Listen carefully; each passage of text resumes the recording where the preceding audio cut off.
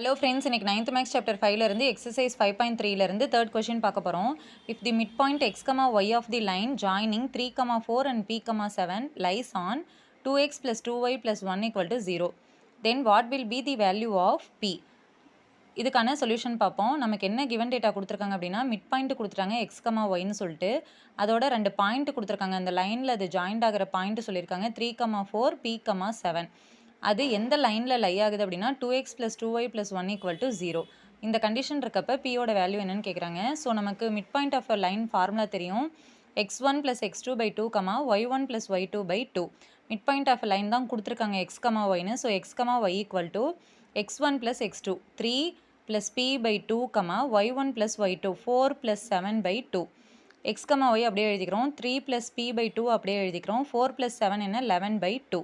So நம்ம point கண்டுபிடிச்சாச்சு. The point 3 + p/2, 11/2 lies on எந்த ஈக்குவேஷன் 2x + 2y + 1 = 0.